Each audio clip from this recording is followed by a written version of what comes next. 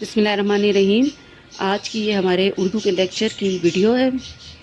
آج ہم جس شاعرہ کے بارے میں پڑھیں گے ان کا نام ہے ادا جعفری، یا آپ ان کی تصویر دیکھ رہے ہیں۔ سب سے پہلے ہم ان کے حالات زندگی پڑھتے ہیں۔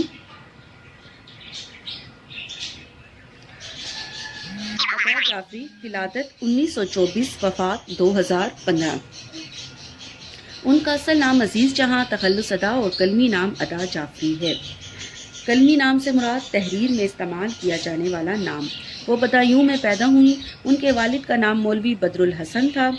خاندانی روایات کے مطابق نجی طور پر تعلیم حاصل کی۔ نجی طور سے مراد یعنی ذاتی طور پر گھر پر تعلیم حاصل کی۔ عہد حاصل میں ان کا شمار بلند پایا شاعرات میں ہوتا ہے۔ عہد حاصل موجودہ دور میں بلند پایا شاعرات، بلند اونچا مقام رکھنے والی شاعرات، شاعرات مطلب شاعر کی جمع۔ ان کی سخن سرائی کا آغاز دوسری جنگ عظیم اور پاک و ہند تحریک آزادی کے پرآشوب زمانے میں ہوا۔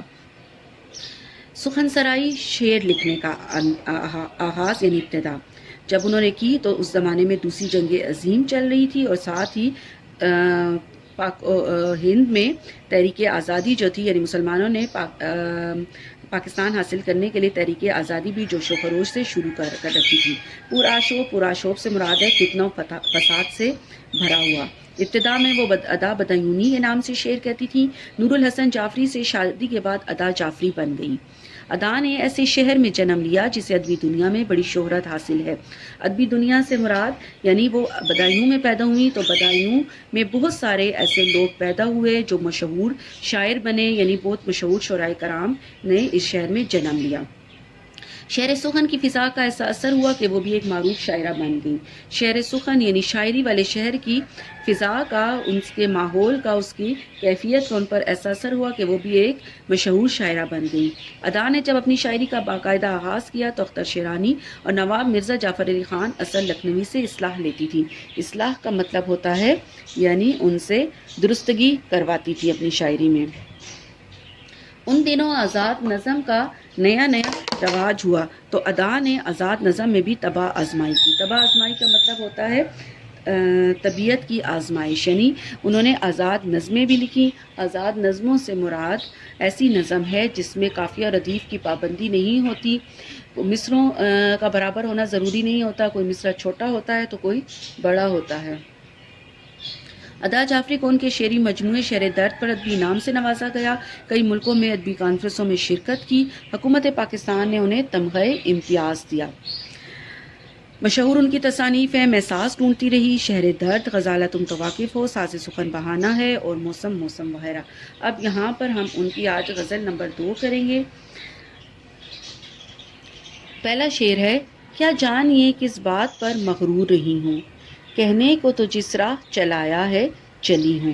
اب مغرور کا مطلب ہے غرور یا تکبر، اور راہ کا مطلب ہوتا ہے راستہ۔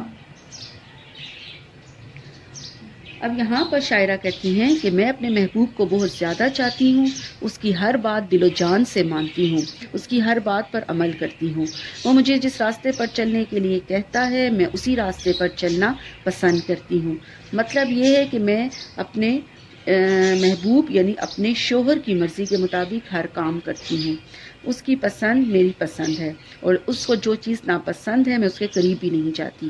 میں نے اپنی زندگی کو مکمل اپنے محبوب یعنی اپنے شوہر کی مرضی کے مطابق ڈھال لیا ہے، اور میں اس حالت پر بہت فخر کرتی ہوں۔